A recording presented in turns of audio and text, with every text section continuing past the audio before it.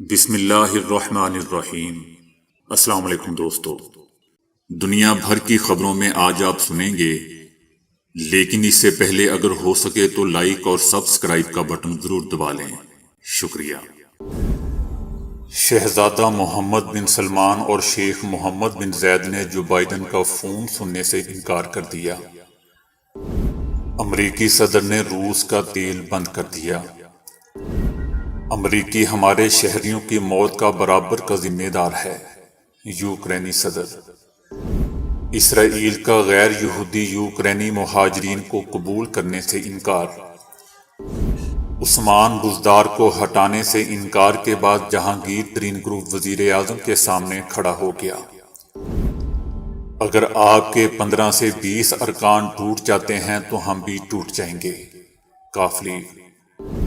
غبارے بیچنے والی لڑکی راتوں رات سٹار بن گئی۔ تو آئیے چلتے ہیں اب خبروں کی تفصیل کی جانب۔ ایک معروف امریکی اخبار نے دعویٰ کیا ہے کہ سعودی عرب اور متحدہ عرب امارات کے حکمرانوں نے امریکی صدر جو بائیڈن کی فون کال سننے سے انکار کر دیا ہے۔ وائٹ ہاؤس نے جب صدر جو بائیڈن کے سعودی عرب اور متحدہ عرب امارات کے سربراہان کے درمیان ٹیلی فون پر رابطے کی کوشش کی تو دونوں سربراہان نے امریکی صدر کی کال لینے سے انکار کر دیا۔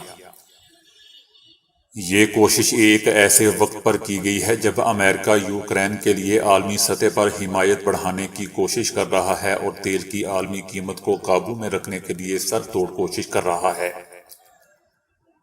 اخبار وال سٹریٹ جرنل کے مطابق مشرق وسطی سے تعلق رکھنے والے اور امریکی حکام نے بتایا ہے کہ سعودی ولی عہد محمد بن سلمان اور متحدہ عرب امارات کے شیخ محمد بن زید گزشتہ چند ہفتوں میں امریکی صدر کی جانب سے بات کرنے کی کوششوں کو مسترد کر رہے ہیں۔ سعودی عرب نے امریکہ سے یمن کی جنگ میں مدد، سویلین جوہری پروگرام میں معاونت اور شہزادہ محمد بن سلمان کے لیے امریکہ میں قانونی استثناء کے مطالبات کیے ہیں۔ یاد رہے دوستو کہ سعودی ولی عہد شہزادہ محمد بن سلمان کو امریکہ میں چند مقدمات کا سامنا ہے، جن میں سعودی صحافی جمال خشوگی کا مقدمہ بھی شامل ہے۔ اپنی انتخابی مہم میں صدر جو بائیڈن نے کہا تھا کہ وہ سعودی عرب کو انسانی حقوق کی خلاف ورزیوں کا خمیازہ ادا کرنے پر مجبور کریں گے۔ کچھ دن پہلے بھی سعودی ولی عہد شہزادہ محمد بن سلمان نے ایک امریکی میگزین کو انٹرویو میں کہا تھا کہ اگر امریکی صدر کو ان کے بارے میں غلط فہمی ہے تو انہیں اس کی کوئی پرواہ نہیں ہے۔ روس کے یوکرین پر حملے کے بعد دیگر پابندیوں کے علاوہ امریکی صدر جو بائیڈن نے روس سے تیل کی درآمد پر بھی پابندی لگانے کا فیصلہ کیا ہے۔ وائٹ ہاؤس کا کہنا تھا کہ امریکی صدر یوکرین پر غیر منصفانہ اور بلا وجہ حملہ کرنے پر روس کا احتساب کرنے کا لائحہ عمل بنائیں گے۔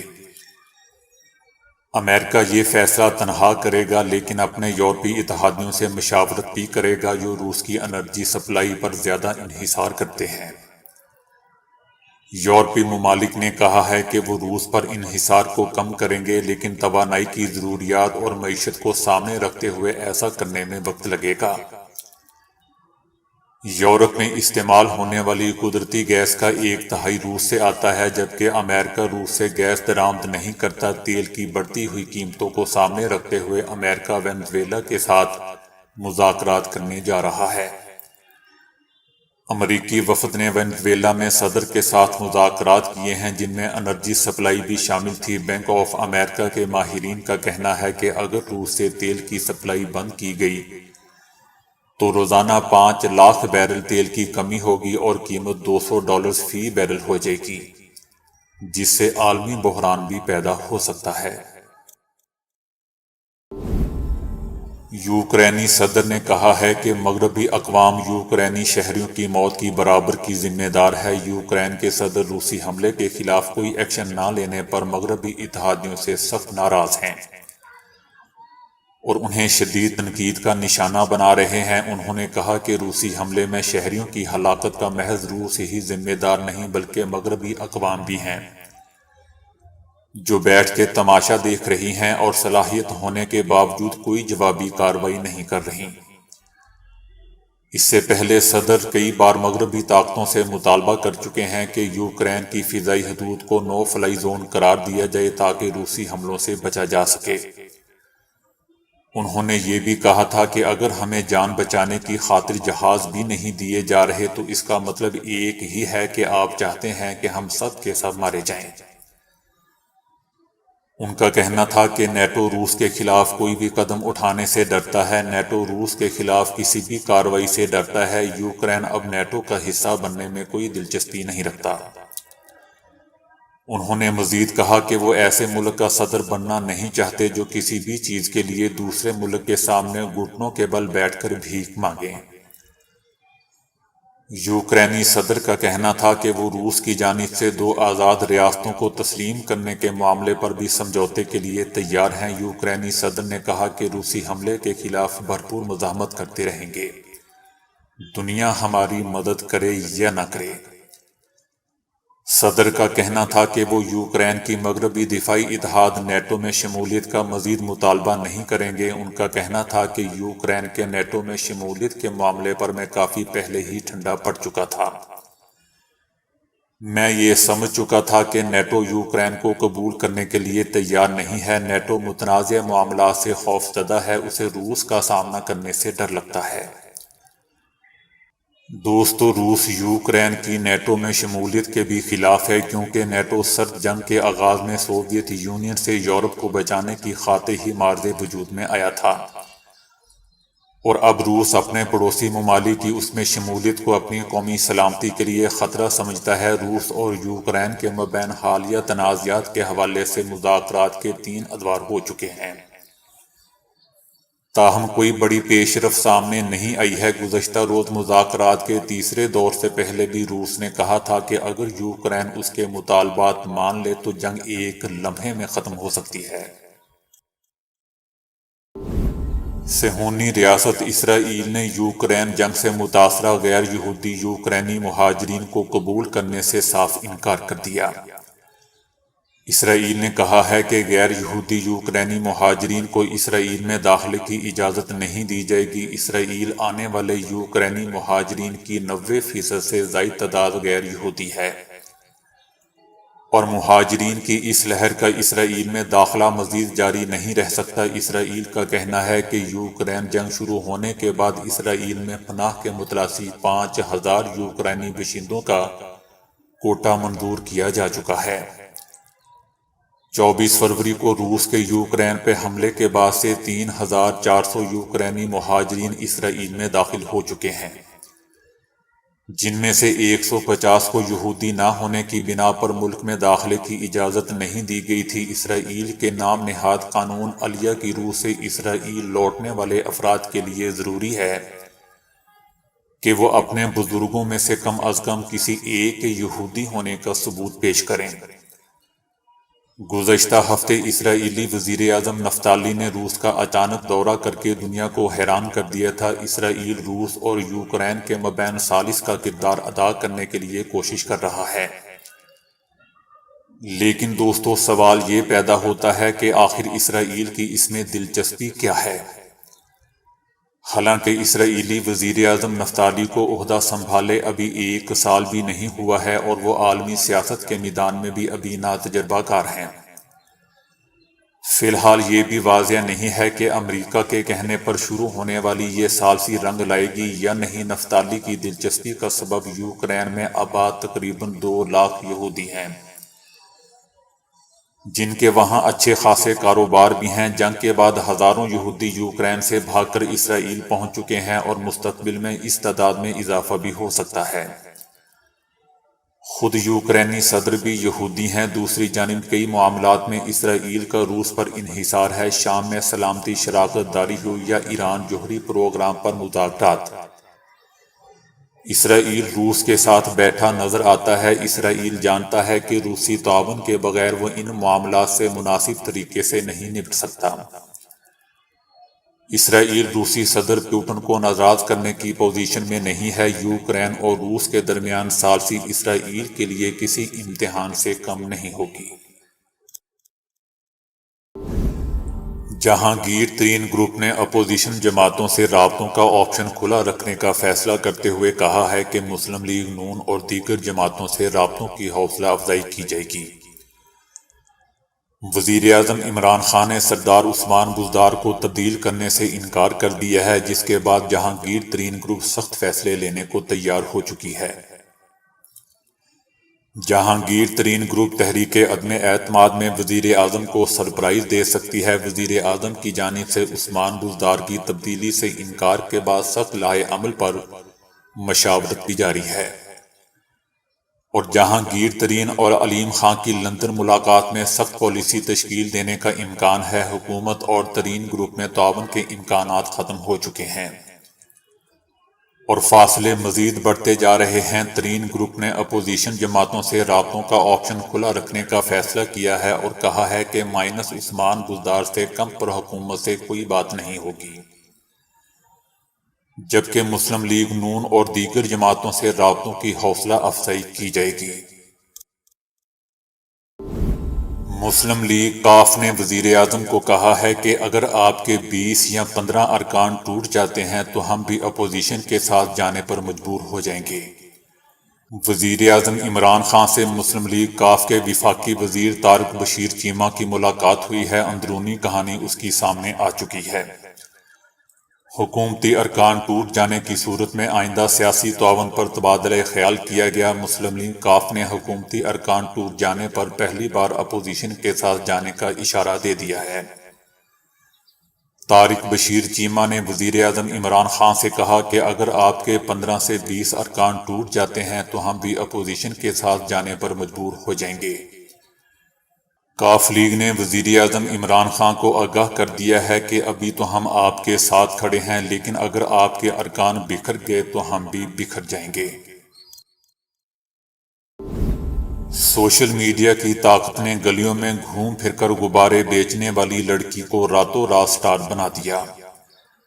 بھارتی ریاست کیرالہ میں گلی گلی گھوم کر غبارے بیچنے والی لڑکی پر ایک فوٹوگرافر کی نظر پڑی تو انہوں نے اس کی غباروں کے ساتھ تصویریں بنا لیں۔ تصویریں سوشل میڈیا پر اپلوڈ ہوتے ہی وائرل ہو گئیں اور پھر لڑکی پر ماڈلنگ کے آفرز کی بھرمار ہو گئی۔ لڑکی کو ماڈلنگ کی پہلی شوٹنگ کے لیے تیار کرنے میں کئی گھنٹے لگے، لیکن جب وہ سامنے آئی تو ان کی شخصیت میں آئی تبدیلی نے سب کو حیران کر دیا۔ غبارے بیچنے والی لڑکی کی ماڈلنگ نے سوشل میڈیا پر دھوم مچا دی اور اب تک ان کی تصویروں کو سینکڑوں لوگ لائک کر چکے ہیں۔ دوستو، یہ ایک بہت ہی خاص خبر ہے ان لوگوں کے لیے جو ہمیشہ سڑے ہوئے یا چڑچڑے ہوئے رہتے ہیں۔ ایک تحقیق کے مطابق فطرت کی آوازیں مریضوں کے لیے انتہائی مفید ثابت ہوتی ہیں۔ مشیگن اسٹیٹ اور کولاراڈو اسٹیٹ یونیورسٹی نے امریکی قومی پارک سروس کے تعاون سے بتایا ہے کہ فطری آوازیں نہ صرف کانوں کو بھلی لگتی ہیں بلکہ انسانی صحت پر اچھے اثرات مرتب کرتی ہیں۔ گھنے درختوں کے درمیان چہل قدمی سے ذہنی تناؤ کم ہوتا ہے بلکہ دماغ تر و تازہ ہو جاتا ہے۔ اسی مناسبت سے سائنسدانوں نے 36 شائع شدہ تحقیقی مقالوں اور مطالعات کا مطالعہ یعنی میٹا اسٹڈی کیا ہے۔ وہ کہتے ہیں کہ بڑے شاعر اور ادیب فطری آوازوں سے محظوظ ہوتے رہے ہیں، جبکہ ہاسپٹل اور تجربہ گاہوں میں بھی لوگوں پر قدرتی آوازوں کے تجربات کیے گئے ہیں۔ ایک تجربے میں بہت سے مریضوں کو امریکہ کے 66 نیشنل پارک کی 251 آوازیں سنائی گئیں تو مریضوں کے درد میں کمی، موڈ میں بہتری، مثبت سوچ میں اضافہ اور ڈپریشن کم ہوا۔ ان میں بہتے جھرنوں کی آواز سب سے زیادہ مفید رہی اور پرندوں کی دل آویز چہچہاہٹ سننے سے ذہنی تناؤ اور الجھن میں کمی واقع ہوئی۔ اس تحقیق کو آلودگی کی آوازوں کا الٹ بھی کہا جا سکتا ہے، یعنی جس طرح ٹریفک، کارخانوں اور مشیروں کی بے ہنگم آوازیں انسان کو چڑچڑا بنا رہی ہیں، عین اسی طرح فطرت کی نرم آوازیں انسانوں کو سکون بخش رہی ہیں۔ دنیا بھر کے سائنسدانوں نے کئی ایسی پر اسرار دریافتیں بھی کی ہیں جن سے متعلق خود سائنسدانوں کے پاس بھی کوئی وضاحت موجود نہیں۔ ان دریافتوں نے خود سائنسدانوں کی قابلیت پر بھی سوالات اٹھا دیے ہیں۔ مثلاً 2.1 جیسے دھاتی ستون نومبر 2020 میں 2 علیحدہ مقامات سے دریافت ہوئے۔ ایک پر اسرار ستون امریکہ سے دریافت ہوا جبکہ دوسرا پر اسرار دھاتی ستون رومانیہ سے دریافت ہوا۔ لیکن دوستو، دلچسپ بات یہ ہے کہ کسی نے بھی ان ستونوں کی تنصیب کی ذمہ داری قبول نہیں کی اور نہ ہی کوئی یہ جانتا ہے کہ یہ کہاں سے آئے۔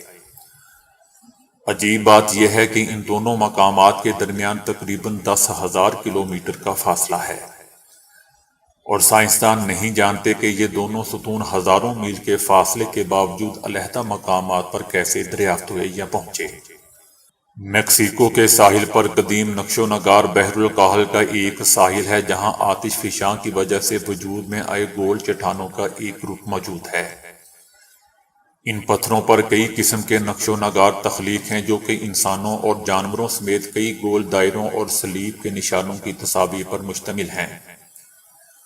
ان چٹانوں کی تاریخ 1000 قبل مسیح سے جا ملتی ہے، لیکن سائنسدان یہ نہیں بتا سکے کہ یہ نقش و نگار آخر بنائے کس نے۔ شام میں واقع این دھارا مندر بڑے بڑے پیروں کے متعدد نشانات کی وجہ سے بھی شہرت رکھتا ہے۔ ان پیروں کے نشانوں کا سائز انسانی پاؤں سے 3 گنا بڑا ہے، لیکن یہ بات قابل بحث ہے کہ ان پیروں کے نشانات کا تعلق کس مخلوق سے ہے۔ آیا یہ کہ وہ دیو ہیں، انسان ہے، یا پھر کوئی جانور؟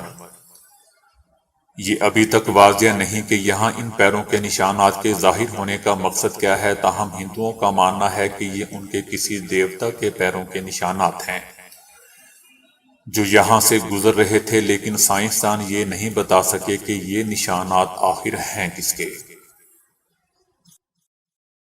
کی دارالحکومت اسلام آباد سمیت 4 صوبوں میں مدارس رجسٹریشن دفاتر نے کام شروع کر دیا ہے، تاہم ذرائع کا کہنا ہے کہ وفاقی دارالحکومت اسلام آباد میں تاحال کسی مدرسہ نے رجسٹریشن فارم حاصل نہیں کیا۔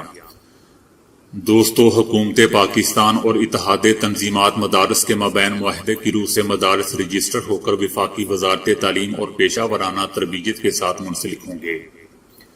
وہ تمام مدارس جہاں درس و تدریس کے ساتھ قیام و طعام کی سہولت دی جاتی ہے، ان کی رجسٹریشن لازمی ہوگی۔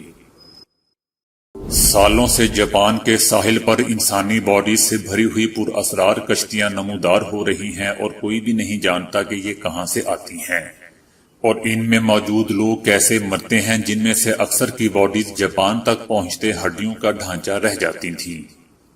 ابتدائی طور پر خیال کیا جاتا تھا کہ یہ کشتیاں شمالی کورین ماہی گیروں کی ہوتی ہیں اور مرنے والے بھی شمالی کوریا کے ماہی گیر ہی ہوتے ہیں، لیکن اب ماہرین سیٹلائٹس کے ذریعے ان کشتیوں کے روٹس اور دیگر پہلوؤں پر تحقیق کے بعد بتایا ہے کہ یہ ممکنہ طور پر چینی ماہی گیر ہوتے ہیں جو انتہائی خستہ حال کشتیوں پر طویل سفر کر کے شمالی کوریا کی سمندری حدود میں مچھلیاں پکڑنے آتے ہیں، لیکن ان کی کشتیاں اس قابل نہیں ہوتی کہ ہزاروں کلومیٹر کا سفر کر سکیں، لہذا وہ ٹوٹ پوٹ کا شکار ہو کر ان کے قابو سے باہر ہو جاتی ہیں اور پانی کی روح پر بہتی چلی جاتی ہیں۔ ان کشتیوں کو جاپان کے ساحل تک پہنچنے میں مہینے لگتے ہیں۔ اس دوران ان میں موجود ماہی گیر فاقوں سے موت کے گھاٹ اتر جاتے ہیں اور ان میں سے اکثر کے ڈھانچے ہی جاپانی ساحل تک پہنچ پاتے ہیں۔